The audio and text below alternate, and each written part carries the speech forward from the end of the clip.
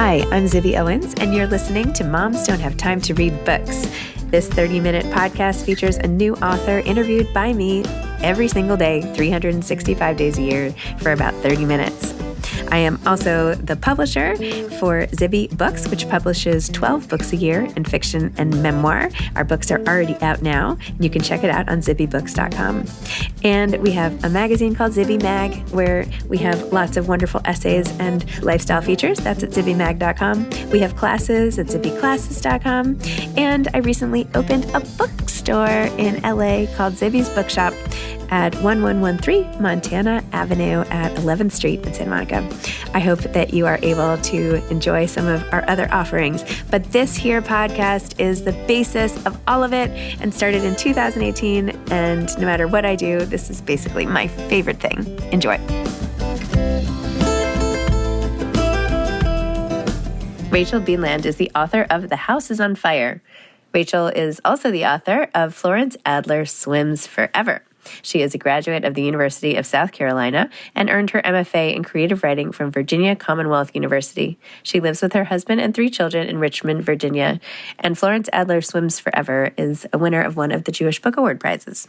Welcome, Rachel. Thank you so much for coming back on Moms Don't Have Time to Read Books to discuss The House is on Fire, the novel. Thank you so much for having me. Okay, thanks for being here.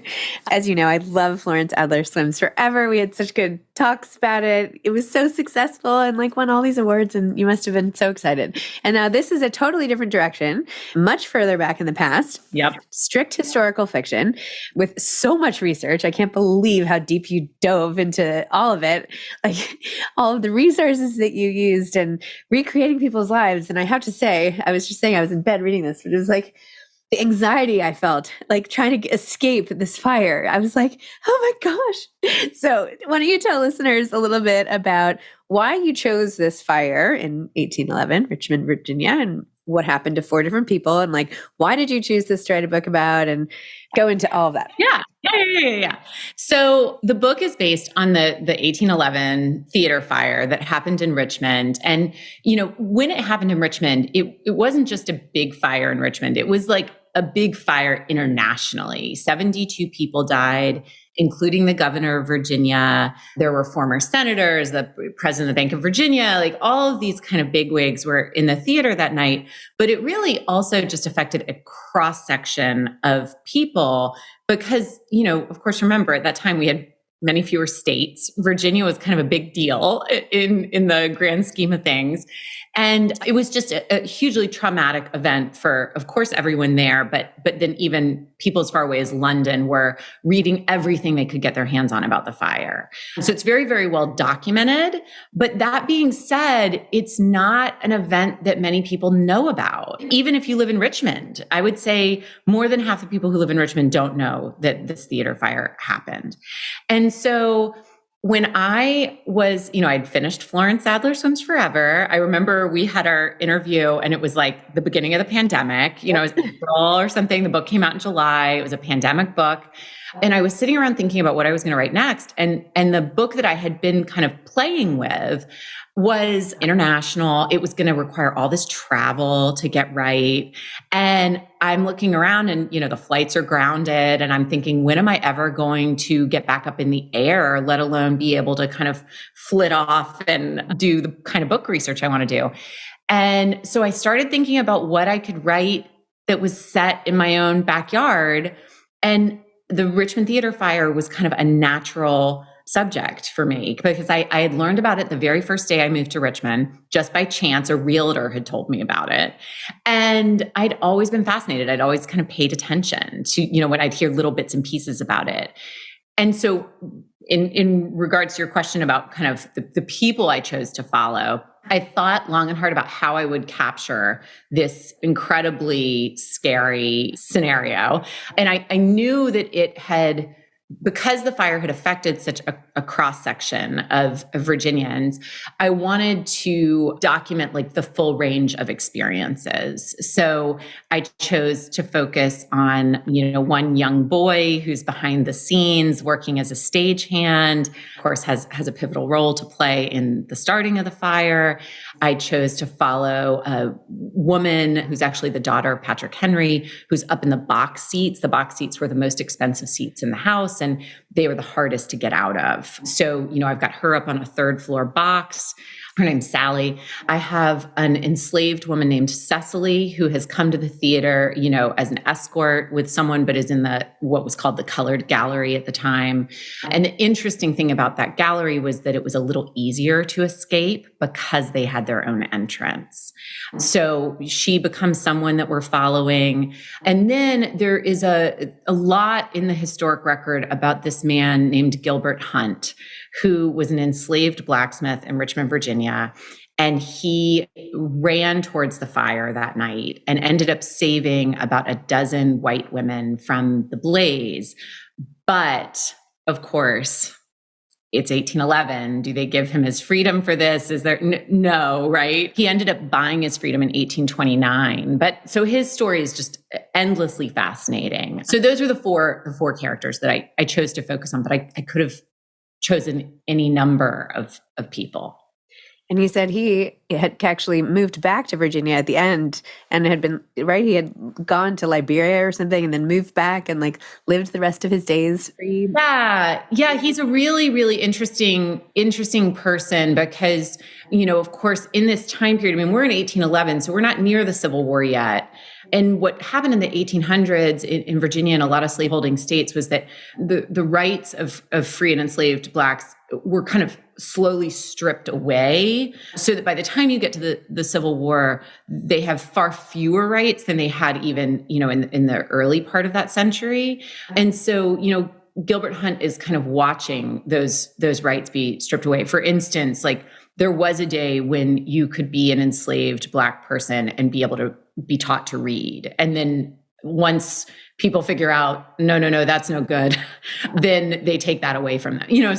So there was a lot happening in that century long before the Civil War gets started. And you have another storyline which you write about, and I love how you make theories, right? You have this long author's note at the end of, well, this is based on this family, but maybe it was the husband, the dad, who actually was the one who ordered the chandelier to come down, right? Because the chandelier, basically what happened, it sounds like, is this chandelier, the pulley wasn't working properly. It was sort of lingering in the middle of the scene. They had to pull it up. They should have put it down, but they didn't want to disrupt the flow of the show. And so instead they yanked it higher where it caught fire to the top of the backdrops, which are like these huge prop elements. And the man who insisted on that happening, his daughter ends up passing away. And the wife can never recover at the loss of the daughter because you assert it's possible that in real life she knew that actually it was her husband who caused the death of her daughter and she just couldn't live with that. This is the fun part about being a novelist, right? Like, you don't have to follow all the, you don't have to have like historic facts to back up everything you want to say. So what I like to do when I'm writing historical fiction is I like to stay as true as I possibly can to the historical record, right? So, I look at all of the documents. I was in the archives. I read the inquest report, and it's very clear when you're reading the inquest report that like someone is being kind of protected, right? And you can almost just read between the lines and figure out, okay, what are they not saying here? And that's probably where the story is, right? And so for me, like the fun is getting to fill in between the lines and say, okay, what's the most logical thing that could have happened here, right? Who is the person they were likely protecting? And so as I built out the story of the theater fire and what was happening backstage, I could kind of take that inquest report, take the circumstances of who ended up going where after the fire, and then try to rebuild what happened that night. And I can remember I was at a residency with a couple of writers, and we were out on a walk, in Maine on this beautiful little island, and we're talking, And I'm saying, okay, guys, like, how could this have worked? I know the chandelier went up. I know it went down. I know, you know, what happened? What do we think happened? You know, and that was really fun. I had a big whiteboard in my office and I had a chandelier, and I'm like, got arrows up and down trying to figure out, because it just wasn't that well documented in 1811. So. Wow. Well, it is totally fascinating. I recently interviewed James Stewart, who wrote Unscripted and Disney War, and he's a fabulous reporter, journalist type nonfiction writer. And he was literally saying, when I talked to him, exactly what you just said, but from a reporter standpoint. The story is often in what you don't know, not in what you do know. And that's like what you really have to focus on. And it's exactly what you're saying. Like, what is not in the record? And how can I make a story out of that? Like, where are the leaps? And how can I piece things together? And I find that just incredibly fascinating. Right. And it's partly like, in our day and age, it's so historical fiction. I mean, one of the reasons we love it is because we're going back in and inserting people that weren't written about at the time, right? So we're writing about women, we're writing about people of color, we're writing about the people who didn't get stories written about them. So that's the other fun part, is just figuring out, okay, in the case of the fire killed 72 people, but like 54 of them were women. And yet in 1811, there are 0 stories written about the women. And so, to go back in between, reading between the lines and say, okay, what was going on with those women? And, how might they have reacted to this? So it's almost not a surprise that you wrote this during the pandemic, because the emotion, the like escalation of emotion required to insert yourself in this scene in every aspect, right? It's like you've literally put yourself in a burning building. That's what you've done over and over again, with like, how do I get out of here? Like that, it's like watching all of our fears sort of play out in how you delved into this. And like the tension of like, even the scene, like it's getting dark, or it's getting smoky and hard to breathe, or like now this person can't see down it's like, oh my gosh, I am sure that all of my pandemic anxiety went into this book. Yes. And also, it's funny, people have said, one of the things they like about the book is like the chapters are really short.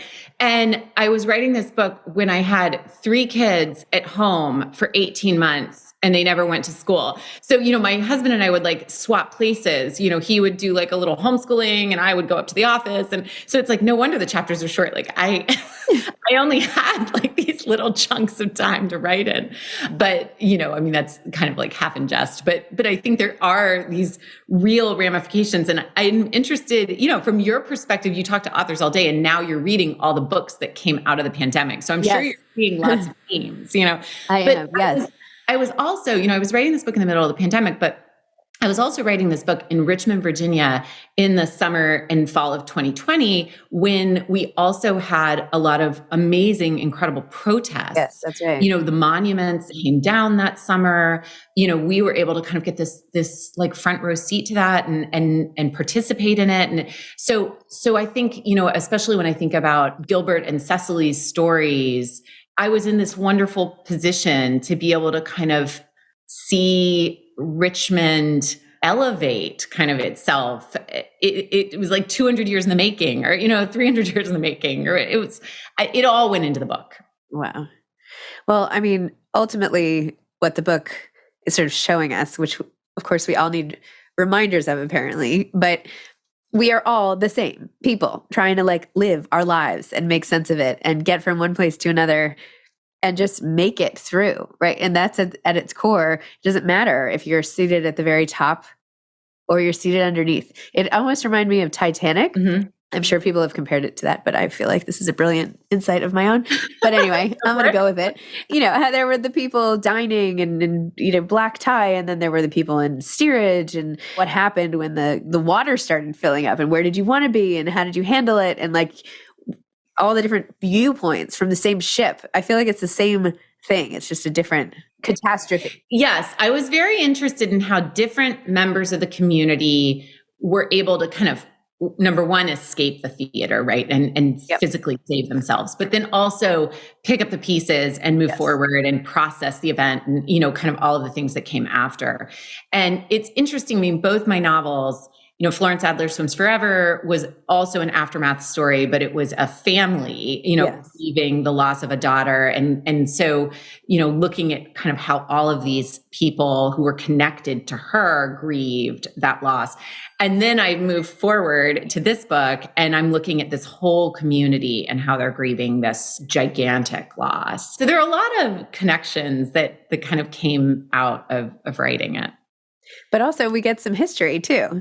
I mean, I feel like I didn't know about the fire. I never even heard of it. I feel like I've only really heard of the Triangle Shirtwaist Fire. People talk about that all the time. Mm-hmm. Like, why? Why that one? I mean, I know obviously a lot of people perished and it's awful, but. Yeah, we were not very good at keeping theaters from burning in prior centuries, and when I started reading about all the pyrotechnics and, it's no surprise that theaters burned down. I mean, you've got 14-year-old stagehands back there running the show and they're dealing with live flames. Of course, anything can go wrong and anything did. And of course, it's not like they're just using the chandeliers for effect. Like this is literally how they were seeing. Right, that's the lighting. Yeah, otherwise it would be dark. Like there were no lights. Right. Yeah. No, I remember reading something, in the research that was like about the sound that the chandeliers made because, if you're in the audience and it's quiet, you could hear the wax dripping onto the floor. And I just thought that was such an interesting image. Like, I hadn't thought of the audio of that. Totally. It's a different world going to the theater, right? I think they could have put some sort of a tray. Something. Even those tall candles now, like taper candles, so they have those little glass round things on the bottom. Dripping everywhere. Yeah. Oh my gosh. People would have to wear hats, be like, anyway, what are some of the main messages to you? And after going through the intensity of reenacting this scene and figuring it out from like your very logical side of your brain and, all the intersecting timelines and all of that. And then what did you take away from this whole thing?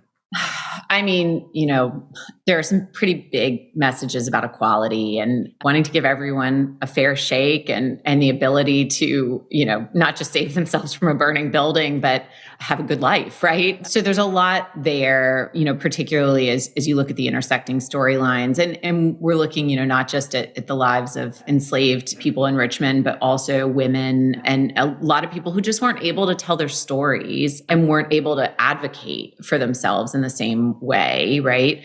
So I think I was really interested in pursuing that path, that avenue as I was writing, thinking about what is it like if you can't tell your story and if you notice in the world around you that things aren't fair, but there's nothing you can do about it. I think I spent a lot of time thinking about that as I was writing. And, I think that one of the things I thought a lot about was, we've made a lot of progress, of course, in the course of 200 and something years. But there are also some institutions and practices that are in play today that you can trace back directly to what was happening even 200 years ago. And, when we look at something like policing, now, as opposed to what was happening to, Gilbert and some of his contemporaries in the book. And there are direct lines you can draw. So those are some of the big thoughts I was having, along with just trying to keep my plot from tangling myself, right? It's hard to have a plot tank in like the most dramatic thing ever. Like you are inherently like on edge and engaged and empathetic and thank you. I mean, I guess you could have made it bad, but you didn't. Right. It was, keeping it all straight was, I guess, like the challenge, right? And I love how one of the parting thoughts that you leave the reader with is, yes, this is a horrible event, but for some people, like there are a couple undocumented, question marks about some of the people who escaped, and that maybe this horrible thing actually was the best thing for some former slaves to escape and find a new life. And where are those families descended from that person? And what happened to that person? So you just never know. That was an interesting storyline. And the one that I had to do the most imagining was, we had, this is Cecily's storyline. we had some information about a woman who had potentially, historians believe she might have escaped the fire. There's some documentation that, at the time when they were keeping records of the list of the dead, there are a few enslaved people where there are kind of notes beside their name. They're not just like, oh, these people are dead. It's like supposed to have perished, or, little notes. Believed to have, Believed to have, and it brings up the fact that, somebody at that time thought that maybe that's not what had happened. And so, Cecily's storyline kind of allowed me to experiment with this idea of, what if for someone that fire was the best day of their life, because it gave them an opportunity to disappear. Wow. Heavy stuff. Mm-hmm. So what, after you finished writing this and handed it in, sold it, blah, blah, blah, what happened after that? Like, what did you start working on? Is that actually a book? Like, what happened next in your life? Well, so this one I sold on contract. And so I probably had 75 pages when I sold it. And so I kept writing, for a long time. And of course, panicked that I was never going to finish it because my children, again, were never going to leave my house. But eventually, it did. I did conclude the writing of this novel, thank God. But now, I'm in the early stages of a third novel, and, I'm excited about it, but it's like a little baby. It's like when you're pregnant and you don't want to tell anyone the name of the baby because you don't want them to judge the name that you're going to select. It's like that. I hope it goes well. I did not tell my family my third kid's name until she was born. And my entire extended family, both sides, staged an intervention about the name and how it was such a bad name. Right. Well, as my third child is named Florence, which is of course a family name. Florence Adler Swims Forever. I got a little pushback on Florence. And so I totally support people who want to hide their baby names until the last. I ended up changing the name. I did. You didn't stick to your guns. I didn't. No. For a couple hours there, she didn't even have a name. And then I changed it, and then we got home, and because I had told a couple of people, we had a chair. You had some baby blankets and stuff. The one person, I was like, this is what the name is going to be. And we had to throw those out. Anyway. They were probably right, but I was very offended. I was literally on the stretcher. I don't even know why I'm telling the story, but literally, in the freezing and when you're anyway. Well, it's a perfect metaphor because I will undoubtedly tell you about this novel and then it will totally change and then I will have to undo it. So So don't tell me. It's fine. I don't even want to know. Are you reading anything good? Yes, always. Right now I'm finishing The Marriage Portrait, which I am totally a huge fan of Maggie O'Farrell. So that's been really lovely to read. And then I also am halfway through, I always have a couple of things going at a time. I'm halfway through Hannah Pulvinen's The End of Drum Time and am immensely enjoying that as well. So I heard that was amazing. And how is life with the kids back in school? Everything feel good again? Oh my God, it's so glorious. So glorious. Did you feel like you were training at altitude and now you can coast? Yeah. Well, the funny thing is that I sold my first novel in 2019 and it was going to come out in 20. And so I quit my job. I finished an MFA program. I was really preparing to be a full-time novelist. It was this is the dream. I have finally realized the dream. This is what I'm going to do. And then of course, March 2020, the kids come home and they never leave. So it really wasn't until, the following year that I got them all out of the house and was able to kind of tenderly, gingerly put my foot in the water of oh, is this what it's like to work from home and write a novel and do all the things, So I'm now at that point where I'm okay, this is pretty good. It's interesting. You put something about your kids thanks for dealing with it when I went up to my office all the time, or I don't know, I'm sorry for all the time I was in the office or something. And I feel I've put something in there too, so sorry about this. And then I'm thinking now I actually want to go through and do an acknowledgement study, if I had more time, which I don't, but analyzing what men put in acknowledgements versus women, because no man is going to be sorry kids, but I had to go into my office last year. Be a famous author. They would never say that. I know. You know what? I did think of it as I was writing it. I was like, oh, is this like weird that I'm apologizing for this? No, it's not. But then I also do feel like, oh my God, I'm so I feel sorry. bad too. Like, I feel bad. Really hang out with you that much. Like, I had a really bad, I had the month before the book was due. It was like December, it was the holidays. You should have been hanging out with your family constantly. And it was the combination of, it was also when COVID was at its peak with like the airlines, and like all the flights got canceled. So it's like my husband and kids took off for Florida and I was going to fly down for 3 days and they were going for 10 or something. But it was like, I can only give 3 because I'm under deadline. Right. And then my flight got canceled and I was like, okay, I'm not rescheduling. I'm just not coming. Cause like I had too much to write. And it ended up being a complete godsend because I really was like up again. I was like writing as they were pulling the Word document over me. But yeah, that December, I just like sat in my pajamas on the couch while my kids were in Florida having the time of their lives. And, they didn't see me. So the things we do for literature. And yet they were okay. They were okay. So it's good to remember. Yeah. All this, all this guilt. It was 10 days and look what you did. Right. And I like to think I'm modeling like something good for them. I don't know. Totally. Yeah. You had a business trip. It's fine. Right. It was like a business trip, but I stayed home and they left. Yeah. Business staycation. Right. I totally see why you wrote it. Cultural norms, blah, blah, blah. And all of the pulls with the kids. But anyway, the house is on fire. The title I do know. The house is on fire. So exciting. Really well done. You're so smart, Rachel. You're just like the way you write. You're just so smart. Like, I love it. You could be a history professor if you wanted. No, you know why I can't? Because I don't like citations. I don't want to have to do footnotes and stuff. Okay. All right, fine. You'd need like a good assistant or something, but I as soon as you tell me I have to do it in MLA or whatever, I lose all interest. It's almost like, I'm sorry, I keep saying like my last sentence, but there's this whole series for kids called, I Survived, blah, blah, blah. Like, I feel like this is I Survived for grownups. Yeah.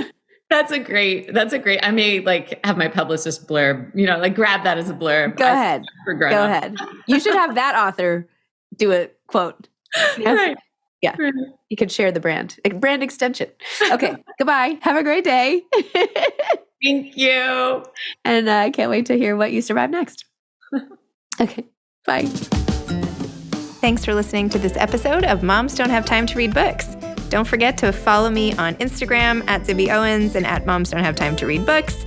Also sign up for my newsletter at zibbyowens.com and sign up for my virtual book club and meet lots of authors on Zoom every other week. Thanks so much to Steve and Ryan at Texture Sound for the sound editing. And thank you to Morning Moon Productions for providing this fantastic intro and outro music.